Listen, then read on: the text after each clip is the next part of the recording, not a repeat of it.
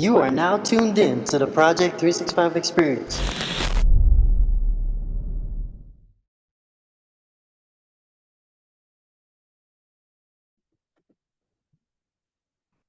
All right. So it's it's everybody's favorite minute coming up. The Maple Minute.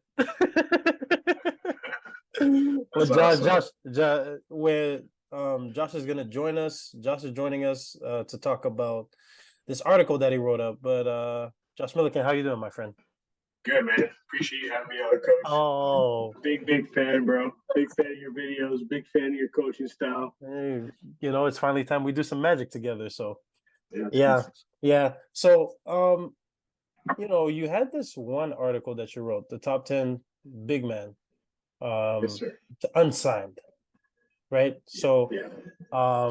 for the class of 2023. So I just kind of wanted to get you, but you got this article written after AAU season, right? So after was it the first live period? Yeah, just right after the first live Right period. after the first live period, yeah. So what are your thoughts? Just before we get into the article, what are your Yeah. thoughts on just AAU, just in general? I like it. I'm a big fan of AAU ball, man. It's good to have kids playing year round, high school basketball, and then it goes right into the AAU basketball. I'm a big fan of that. Like kids in Canada are playing hockey year round. They're doing dry land training. They're doing on ice stuff. They're doing all kinds of stuff, right? So it's good to have it year round. Some people say it might be a little bit too much sometimes for kids. They're playing too many games, but I feel like when you're a young kid, you can be able to play 2, 3 games in a weekend, 4 games in a weekend. Shouldn't be a big deal. And it's good to see the high school kids that are on the same team during the high school season kind of mesh with other kids that are on different high school teams during the AAU season. So you get to see how guys play with each other in different scenarios, and then just the live period, the amount of coaches that are out at all these events, like you've seen all these videos of all these coaches here and there, like multiple D1 coaches, JUCOs, D2s, like it's just ram packed with coaches. So AU is kind of the place to be right now. It's a hotbed for basketball. I'm a big fan, but there's definitely some downsides to it as well. I think people sometimes you think you play too much, you're not working on your game enough. But I think it's always That's good to be competitive. And as a kid in the summertime, you're off school, right? So you got time right. to get up early and work on your game. But what are your thoughts on AAU game? That's kind of where I think everybody who's in charge of a certain athlete, that's where I think like there has to be a little more communication, whether it's coach to parent, um, school coach to club coach, um, AAU coach to high school coach, and all those things. I think there has to be a little more of a communication because I think like what ends up happening is the players kind of see it as games, right? But obviously, they're young, so they're gonna think about, they just want to play. I think there has to be like this balance of with the goal that we're trying to achieve. Like it's almost like it's continuous. It's not like the development of the athlete stops when at the end of your season in March. It continues through the summer, and like what you do and how effective you are with your summer can sometimes make or break certain careers, right? The summer is so valuable because I think that's where a lot of people get that misconception by just playing games, playing games, playing games. But like the summer is where you get better. Mm. It's really hard to get better during the regular season.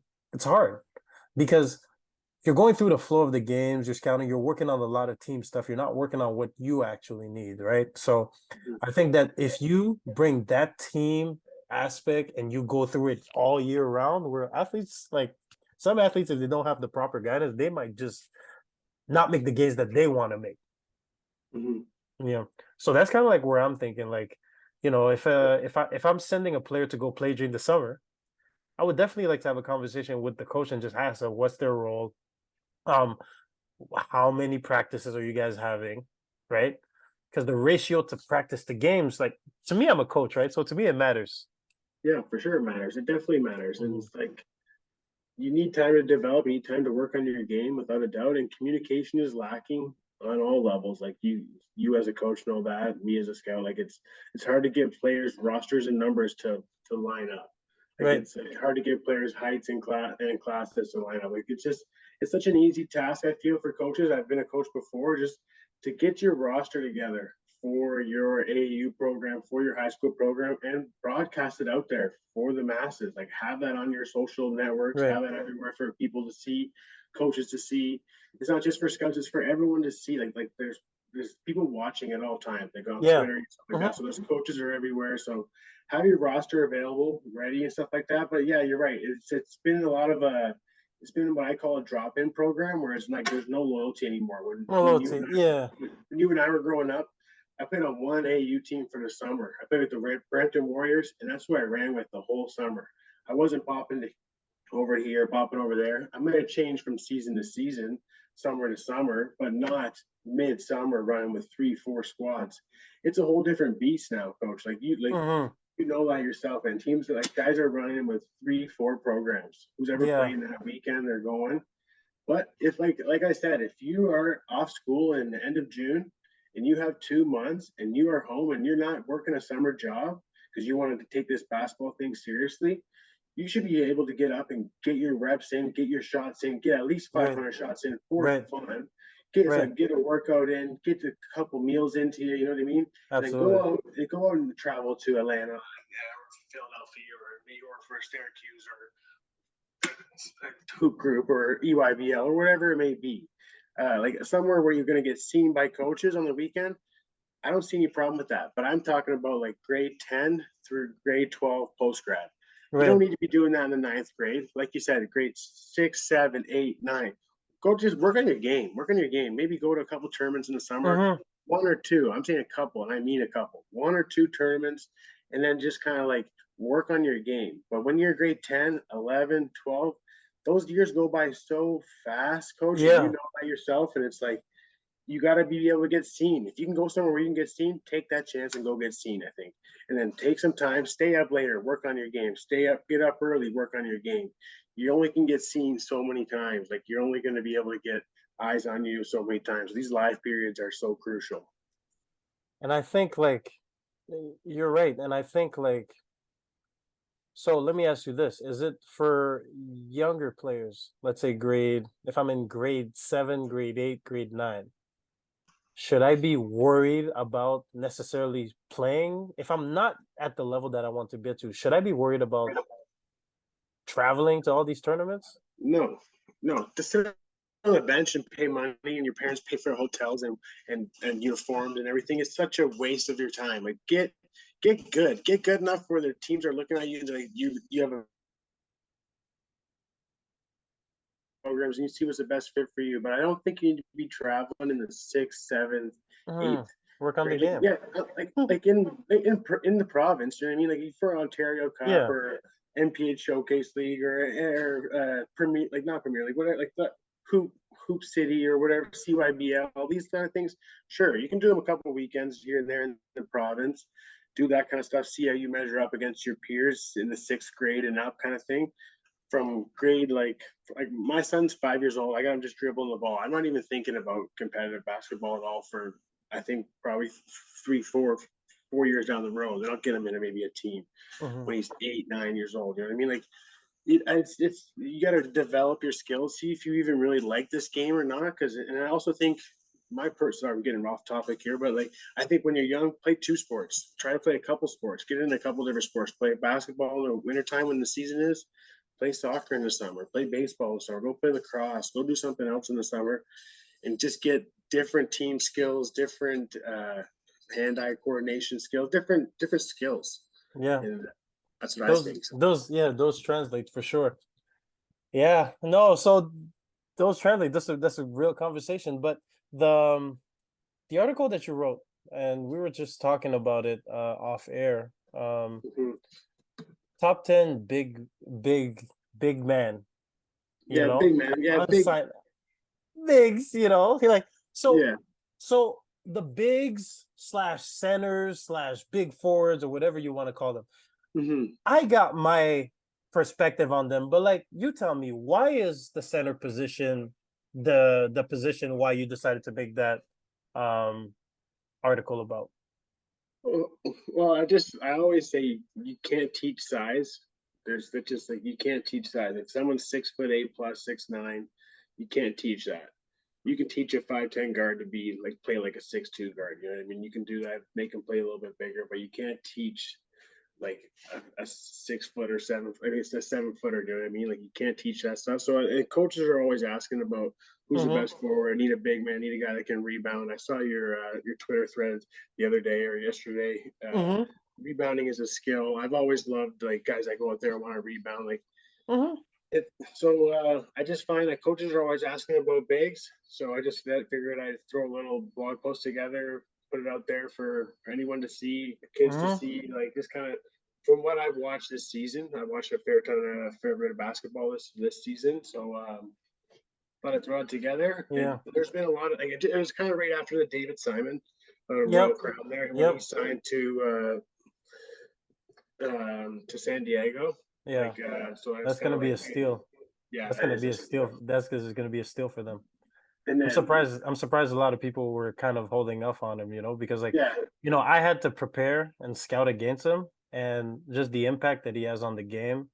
Um, I think it's hard to just like it's hard to just look at him and just be like, okay, this is the player. Like there's unscoutables mhm. that I think like he brings to the table. So Well, um, mhm, he's fairly fresh on the scene. Like he wasn't playing at any OSBA team last year, unless he was at Kennedy. I'm not even sure where he was last year. mhm, So like he's fairly fresh face on the scene. I saw him with the CNIT last year, but when I saw him play against you guys in Orangeville, that was one of the best performances I've seen of the entire year. mhm. Like you guys had your junior team there, you had the provincial team there. It was getting rowdy. The ref was saying you can't stand on the baseline.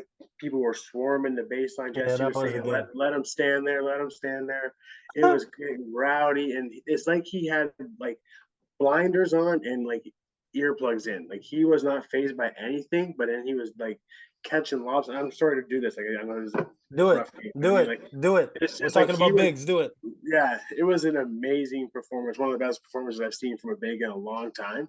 So after David Simon going, you already have Mike Nowak, who's already going to Miami.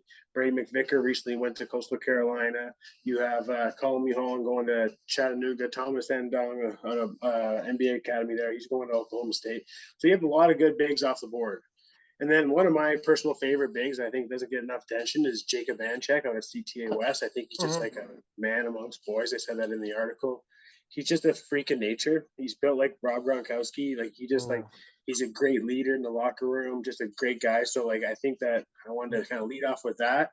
And I was thinking, oh man, like Hunter Harding, he's a 7 footer that can shoot the ball from the free throw line, like no problem. Step out and hit a 3 ball. And then I was like, oh, Andres. And I was thinking about all these guys. I was like, man, and I was thinking about Ebenezer. Like, I was like, you sent a tweet out the other day, like, oh, Ebenezer's still on sign. I was like, holy shit. Ebenezer's still on sign. Like, Mhm. someone's got to have a look at this guy. Like, this is a 6'10" guy that can defend, brings great toughness out there. Like, so there's just a lot of bigs out there that are still available. And that's size is something you can't teach, as I said at the start of this conversation. Yeah. So I want to Mhm. put that together. Yeah. So aside from just size, right? So you as a scout, what do you look for in a big? What do you think? What are those things that make a big invaluable? What do you look at? The one thing, the most valuable thing you can be as a big is having good hands. It's like a pandemic right now of like just guys that are big but can't catch a cold. Like they just Hey, can't I'm catch. gonna I'm gonna I'm gonna take I'm gonna take my big side for just 1 second. Yeah, yeah. Go ahead. Maybe if guards wanted to pass bigs the ball for a little bit more, maybe we get more reps at catching it. Yep, I'm hundred like, percent. I'm like, but yeah, continue. No, you're 100% right. Oftentimes, bigs have to get these second chance opportunities. So, but it's also even at that point, have good hands. Have like magnets for hands. Like you guys got big mitts when you're that tall, like you're 6'8" or whatever, 6'8" plus. Your hands are big.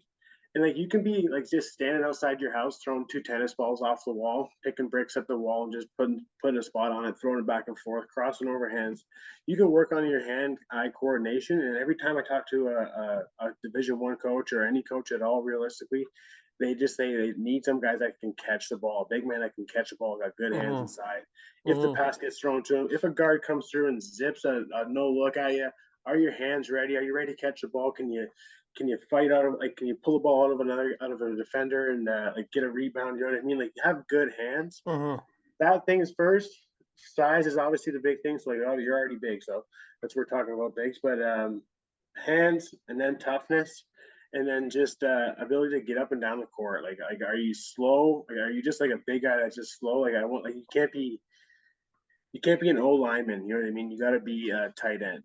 Like in football references, like you got to be able to be big and be able to move and get going and get up and down the court. It's a fast paced game now. Like you see guys like Zach Edey, like player of the year.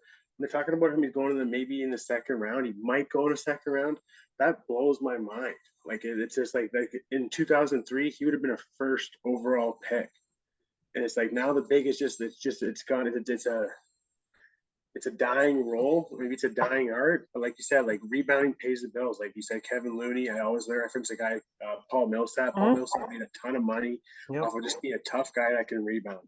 Yep. Toughness, rebounding, and getting up and down the court, being able to run with these long guys. Like some guys are bigger than you, and you're supposed to be a big, but he's playing a small forward, like Kevin Durant kind of guy. You know what I mean? Like a 7-footer running up and down. Christian Nitu kind of guy that's like moving out on the wing, but he's 6'11", tallest guy in his team, but he's not playing the center. So it's a different game. So I'm gonna add one more.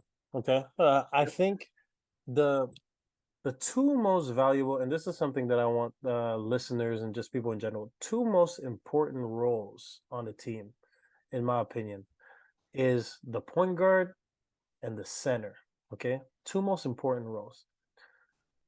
The success that a team has really depends on how much synergy those two positions are able to have together.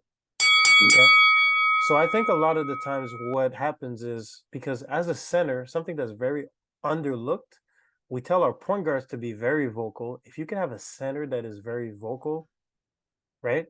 Because you got to understand, like, as a center, you're quarterbacking the defense. You're the back line. You see everything, right? As a point guard, when you're handling the offense, you see everything, right? So now going back to the center, you're communicating on a lot of ball screens, right? You're the help man, you're rotating, you're in the back, right? You see everything. You're the eyes of your defense, right? So I think somebody that is a center that is vocal will always be something that pops to my eyes. Because I think like as much as we talk about rebounding, and we talk about shooting the basketball, and we talk about running the floor, communicating effectively at a high level is a skill. Without a doubt. And you can kind of see it die down a little bit now because we're also in a different generation now where we think like our skill can speak for us, but just the communication, it's invaluable. Like it has no priceless on it.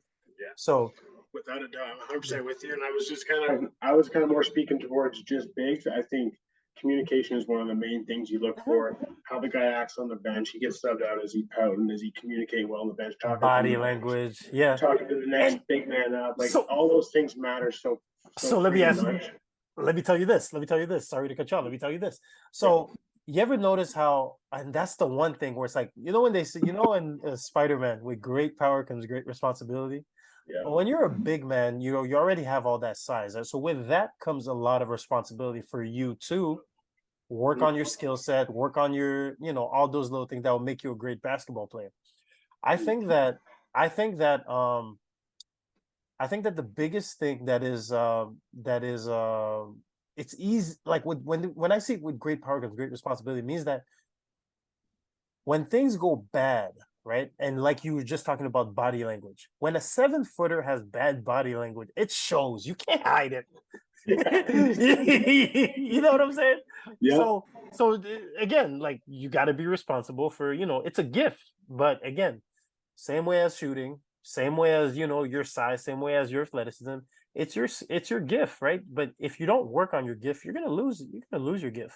Yeah, well, and like 100%. I'm with you there 100%. But like you said at the top of the conversation, you're like, you see so many times a big man working his nuts off in the paint, boxing out, trying to get position, getting in front of the guy, stealing them, looking for the ball, hand up, heavy, talking, calling. and the guard doesn't friggin' find him. Mm-hmm. It's like, holy Christ. And it's hard. And you do that multiple trips down the court. It takes a toll on a big man, and I don't blame him. My temper's not always there either. Just watching the games, watching the Bulls play and stuff like that. So it's like, it's tough for these guys. So like, just being able to like communicate and control your emotions and stuff like that is a huge skill without a doubt. But the great ones, they are able to just like, even though I don't get the ball, I'm gonna keep doing my job, keep doing it, keep doing it, keep doing it. So just that relentless attitude is something that you say.